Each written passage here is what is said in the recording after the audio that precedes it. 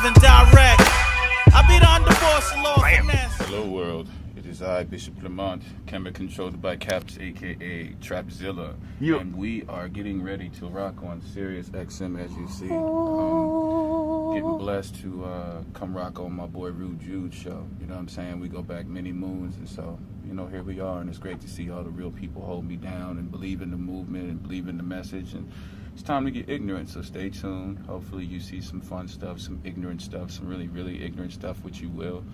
And yeah, that's all I can say. Bishop Lamont, Monster Jam Sanctuary, Pledge Music. If you haven't pre-ordered, go pre-order. Let's make this thing, you know, all the way out so we can have extra money to afford cocaine and heroin and all that other baller stuff for sure. You're stupid. Peace. We don't like heroin. We don't like it. That's a joke. We don't like booger sugar either. We do like whiskey, though. We do like whiskey, Jameson. Oh, fuck yeah. Yeah. I'm good, brother. Thank you for having me, man. Good to put eyes on you, man. Thank you. It's been a minute. I think, the first time you came on the show was... Shit. 05? Damn. Yeah, Is that about right? I don't remember.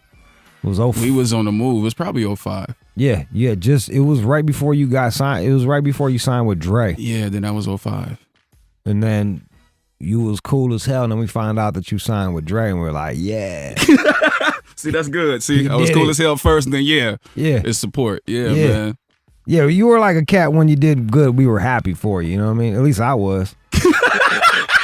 I'm not saying Sirius was throwing shade, but like I can't jump in someone else's brain. I know I was like, yeah, man, he fucking did it. But that was the consensus, man. All the real ones always supported me, and that has never changed, and that's why we sitting here right now. So thank you in advance. Well, thank you now, and thank you in advance. You know what I'm saying? Yeah, you bang.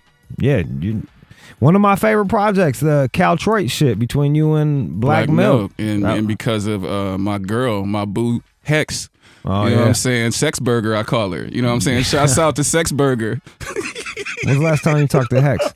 About a month ago. And we always text, and I call him and I talk shit to him. Yeah. And, you know, he's the bootleg Nick Fury before the Samuel L. Jackson version. Yeah. So that's my man. And, you know, every chance I get to go back to the D, we go visit that man, me and Dave, New York. But that Caltro is because of him. He told me about Black Milk. You know cooler than I am. Like, I love Hex. I still don't go see him when I go home. Well, that's because you hate him, and that's what we're supposed to say. We hate you, Hex. Yeah, from the bottom of our cold hearts. For a lot of cats, Hex was one of the like the move makers in Detroit. For a lot of cats that don't know, he was one of those guys in the D. Do your homework, and you know, he extended that to the West Coast, and how he got involved in my career from the beginning, and made sure the dots connected with all the real ones. So he was one of the wildest people. There's like 1,000 stories about Hex, but I think one of my favorite ones was like this couple was talking shit, so he knocked out the dude and then knocked out the chick on top of her, and They was like spooning each other in the fucking parking lot. They got to spoon. Yeah. They were together. He put him to bed. He's a gentleman. Yeah, he's a real. So I love him. Yeah. My favorite song I dedicate again to him is My Boo. You know what I'm saying? Ghost Town City DJs. My Boo is my song for him. For gamers. My story is when he shot himself in the foot and put a Spider-Man Band-Aid over it by accident. Yeah, he talks about it on the beginning of Caltroit. That's a true story. Well, he actually shot himself in the foot. Shot himself. I think it was with a tech or some shit. I don't remember. You know, these coloreds, they always have all these guns. I don't know. I don't deal with it. I don't get involved. He pulled out a... Urban. Texas urban. Fucking stay urban. Somehow it went off and he shot himself in the foot and he just put a Spider-Man Band-Aid over it. And called it a day. He said some spit in a Spider-Man Band-Aid and that was it. I don't know. So that's how Caltroit happened. It was really because of Hex. So, you know, Black is going to be moving out here soon. So we've been discussing off and on a Caltroit Metropolis. But before that, you know, the Reformation is finally here. And then me and Madlib is doing an album together. So that's going to be a lot of fun, too. So what happened with, like you was here and then you were gone? It seemed like I was gone, but I wasn't. Well, I mean, I didn't see you, so therefore, in my brain, you was gone. That's like fans saying now, I thought you was dead. Yeah. No, like, just Google me. But no, what happened was it was a lot of turbulent times going on in Aftermath, so it's always trying to tell people the real and not the internet version and stuff like that. And it's really hard to put it all out there because that's personal between me and Dre. But the beauty of it was out of both of our hands, and not knowing that at the time and how things had to go down and having to leave that label and having to really make it be that acidic to get that freedom, because it's like, man, I'm sitting there since 05. You remember how hard we were working, 05 all the way to 08, going into 09. It's like, what's happening? And we're putting out all this stuff, but it's not his fault. And the beauty of it is he's in my graces 100%. People have stuff twisted. Hold on, let me take me through your thought process, because I've been places where you're waiting for shit to happen. 1 year you're like, cool. 2 years you're like, all right, I just got to be patient. 3 years. But yeah, 4 years. What was people in your corner? Were you like, were you going crazy? Were people in your ear like, what the fuck? What was happening? I had 100% faith in Drake because I look up to him. That's my big brother. Was then and is now even more affirmed, because even though the circumstances are different, he's remained the same, and we finally had to have that communication. But I had 100% faith in what he was telling me. Now, the other people in the equation who remain nameless, they start taking for rides and trying to put wedges, because when you got a genuine relationship with somebody like him, who's the biggest guy in the business, a lot of people don't like that because they're used to sucking dick and lying to people to get that kind of treatment and that kind of respect, but it was genuine. So you have this where everybody on the outside wants into something I'm trying to get out of, because I just want to have a career. I have a family to take care of. I'm coming from construction work and still doing construction work.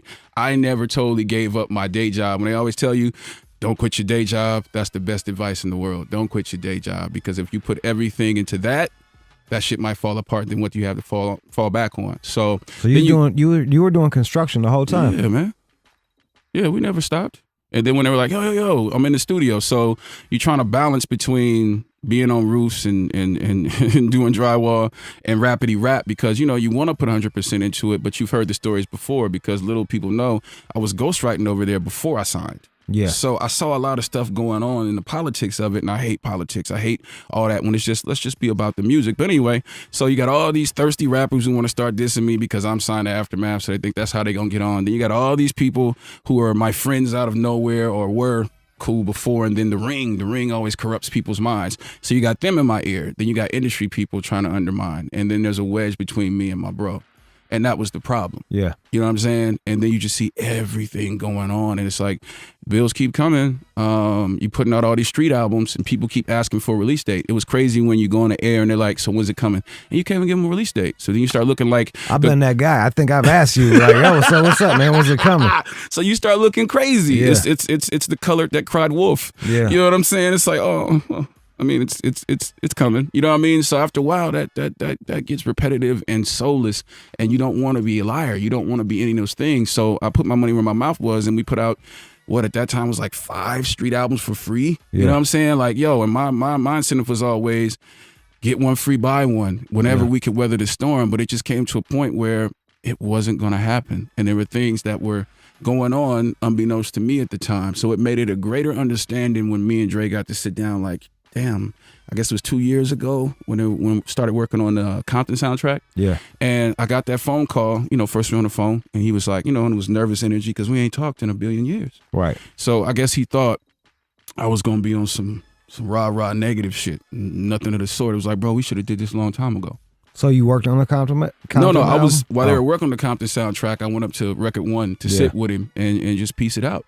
And he was like, man, come up to the studio tonight or tomorrow. I'm here. You sound like the same dude. The energy is good. We got a lot to talk about. So then came up to the studio, sat down, sitting in the kitchen at Record One. And it's funny because that's what it should have been. That's how it started. Let's talk about these last 5 years. What was going on for you? The struggle. Yeah. The struggle is real. Just maintaining and having faith in what you do.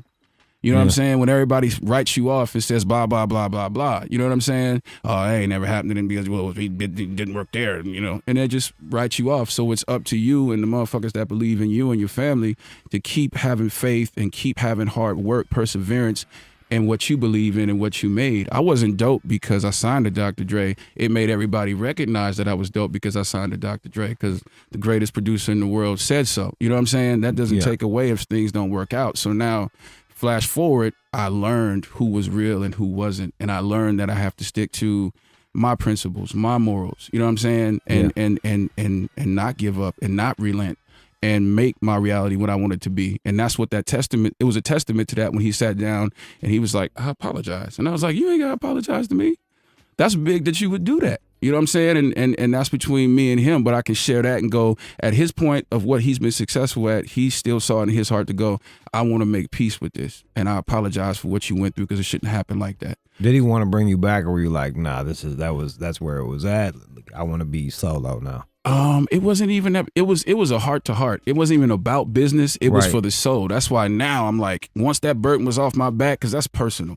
It had nothing to do with music. It's just crazy when your personal relationship and your life can be out in the public eye. And since it's with such a famous dude, everybody wants to criticize and play with your shit, but they don't know what it really is. So Yeah, for they don't me, see behind that it. was the burden off my back because they don't know the history between me and Dre. You know what I'm saying? So now it's peace and now it's easy. Everything is right because we got to have that talk. Not everybody else in between speculating and saying they whole shit because they jealous, because they afraid, they don't want me to be on whatever. Now nobody can fuck with me.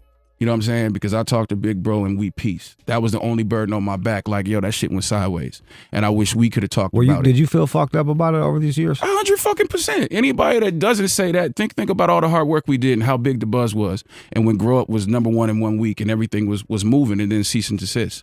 And we understand why that happened. You know what I'm saying? But it was like, I'm trying to prove it to you that it is time. But there was shit going on that I didn't know. So I was stirring the fucked up gumbo unbeknownst. And it made more tension on our relationship. Because it's like, yo, I'm just trying to get out. I'm trying to have a career. I'm trying to be on tour. It's hard to be patient when you're hungry. You know what I mean? Like it's hard to be patient when you're hungry, man. And it would have been different if it was, 2 years. But it was 5 years. Yeah. How long will your advance last? 10 years later. Real talk. 10 years later, and everything's changed. You kind of don't even. A lot of people have it structured where they don't really use majors, or at least they don't claim that they use majors. Message. You dig? So Yeah. yeah. These cats think they're buying independent and shit. Yeah, you independently buying some low key. Surprise. Yeah. Right. Look at the fine print. For me, it's just understanding what we were doing then, and even though we were on a major, we were still doing everything ourselves. Yeah. So moving forward and going back to the streets and doing what we're doing and just putting out our stuff the way we want to put it out. I love that, and I love being in control of my own destiny. It's no disrespect to anybody that feels that they need to put their future in somebody else's hands, but for me as a grown man, being a father, having a family, I would prefer that if I succeed, I succeed. If I fail, I fail. I have nobody to blame. I'm proud of me or I'm upset with me, but it's gonna be on me and my brother Caps and everybody that's down with it, and that's a greater level of peace and happiness to yourself when everything you do. Because, if you're doing something for yourself, you ain't going to half-ass it. At least for me personally, if you care about what you're doing in your life, you're going to make sure it's 100%. And you don't got to rely and check on somebody else and say, yo, you do so-and-so. No, it's us. So I'd rather work hard because it's not about being rich. It's about being comfortable. It's about being happy. It's about doing what you love. And that's all I care about. You know what I'm saying? I'm not worried about none of that corny shit, because at the end of the day, if you have a place to go home and be happy, comfortable, bills are paid, you do what you love, you ain't got no fucking voice in your head being upset because you're not living out your dreams. I always say that to people too. I watched a lot of people get crushed by major labels, and I'm one of those very rare exceptions where it never took my soul. It never took my identity. It put me through the fire, but I kept going through the fire, and I stayed me, and it gave me greater intestinal fortitude, as the saying goes. So I say that to anybody out there: don't let motherfuckers kill your dreams. Don't let circumstances kill your dreams. You got to look at the cause and effect of things, and that's what I did, that whole process of enduring it and watching what I said in interviews, because people love to twist your shit because they just want headlines. It sounds like you're owning your part too, though. It sounds like you were able to look in the mirror and be like, all right, man, I fucked up here. I fucked up there. And if I would have shut up here. Right. It wouldn't have been me and my big mouth, like Tupac used to say. You know what I'm saying? It's like you have to be conscious and accepting of the whole story. You can't play the victim. I agreed to sign to that label. I rolled with my bro. I rolled through all that shit. You know what I'm saying? So you can't sit there and be like, I'm a victim. No, it's just circumstances got fucked up, and that's how you roll the dice. It happens that way. But are you that much more of a man to handle that shit and come through the fire and be that much doper? I see a lot of motherfuckers that don't even know who they are no more, and they dressing funny, they making funny music, they ain't sticking to the same principles. The conduct is different. I'm the same dude. I just got my Ron Isley wig. I'm growing the fur. I got my Muhammad Ali coming. You know what I'm saying? Coming out. It's looking I good. miss my idol, so I'm gonna do my Muhammad Ali thing. But that's it. That's all the change. I still lift weights. You know what I'm saying? We still eat horses and rhinoceroses and elephants. We fight them in the jungle. We still on that, but it's a greater understanding of who I am and what I'm here to do. Let's play one of your songs. I guess we'll start with Back Up Off Me featuring that Coon Exhibit. And X to the Z. yeah, we have fun. You know, it's just good working with everybody, man. That the old regime is the same regime, just a lot wiser, more intent on, you know, just rocking, man, and showing people what it is. I've been waiting a long time to get it on. It's been a minute, huh? This is, man, message. This is Back Up Off Me, ladies and gentlemen. Let's get it. Oh, fuck yeah. Yeah, but I ain't gonna put nobody on blast. I just go, I see. You saw my next question, right? Saw where that was coming. We stay away from the, you know, we ain't gonna hurt nobody's feelings. Whatever, man. Yeah, you go, what? Talk shit about it. You can beat them up. You lifting all them weights and shit. Ain't that what's the purpose of lifting all them damn weights if you can't start calling out rappers, Bishop? I mean, I'd rather see them in person and beat them up quietly. All right. And, you know, it's just, you know, because people call the police. People do all kind of stuff, man. They be so street and they got a million police around them. And you'd be like, oh, Jesus Christ. You know, so I'd rather not, but I will say this. I'll be like, I'll see heroes of mine and big homies trying to placate to the kids and dress like the kids and rap like the kids, and they afraid to do what they do best. You know what I mean? And so that's the disappointment. It's like, don't stop doing what you're doing. Yeah. There's always another generation, but that generation will love what you do too, and let them have room to figure their shit out too. I'm not mad at it. You know what I'm saying? I listen to what works for me and what doesn't. You know what I'm saying? But I still do me, because I know fans out there and people out there that don't even know about me yet could appreciate and will appreciate what I have to offer. You know what I mean? And that's it. I'm comfortable in my skin. You not the way you doing this one is how are you doing, like, how are you releasing this album right here? It's through a setup called Pledge Music. It's similar to Kickstarter, but the difference in Pledge Music is that it's basically a virtual label, so they can press up your vinyl, they can press up your CDs, they can press up your merchandise. Okay. And from what's brought together, all of it's taken care of. You Yeah. see what I'm saying? Yeah. So, and that's all you. So that's why I say I appreciate that. So for those listening, you can go pre-order now at bishoplamont.com. You know, and for 5 cents a day, a child of hip hop can eat. So, but I mean, that's the beauty of it. So this was just the initial campaign to break the ice and let people know that the long awaited album that they thought was a unicorn is actually here. Right. So then, you know, after that, we have our whole setup we're doing with. How much of the album is new stuff and how much of it is stuff that's 10 years old? All of it's new. The only what are you thing going to do with all the old, like, you must have what, like 70 old songs? 700. Are you fucking kidding me? I left on a hard drive with 700 songs. Yeah. What are you gonna do with all those? I don't know, because it's working that out with producers, it's working out with other artists, and then, you know, my thing is, I guess there's a point in time when stuff can be put out, and then you know, we'll come to that. But I'm so concerned about now, where my energy is now. You want to do something current. I want to do what's in my heart. Going through that shit, it was a lot of dark shit. It was a lot of depressed shit. It was a lot of stressed out shit. It was a lot of frantic shit. It was a lot of fear and anticipation of the hammer coming down. I don't like that energy. Some of that shit is hard as fuck if you want to go into that vibe. But I'm good where I am now, and so this album is all brand new. The only thing I kept was the intro that I had Lord Finesse bless it and bring the album in on that Khalil produced, and it's insane. It's called I Found My Way Out, and but other than that, everything is new. I just kept that beat in that intro, but everything is brand new. No recycle, no old. Everything for now, yes. So that bad accent, that was really good. I can't even look at him right now. And I'm just high off coffee. Thank you, Sapphire. Thank you.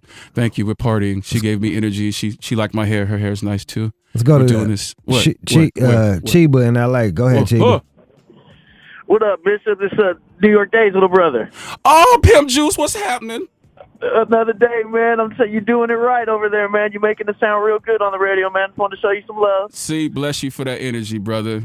Bless you for that. Anytime, man. And make sure you go pre-order that album, Playboy, because I have a addiction to booger sugar and I can't afford it without the money. John in New York City. Hey, man, the listening party's coming up in Carson, so get with me later, man. What's up, John? Yo, what's going on, Jude? What's going on, Bishop? What's up, bro? Shit, man, I just wanted to give you some love. New shit is sounding right, bro, and I just really wanted to call up and say that, yo, I'm loving hearing your story, hearing that you never had to sell out on the bullshit, and just hearing that you're doing good, man. Hope Message. you stay with it. Hope it come back around for you, homie. Man, thank you. And please help me doing that by spreading the word about going to bishoplamont.com and buying the album. It takes the people to make it happen. So thank you for that energy, man. That's what it's about, man. Well, most definitely, man. Upstate got you.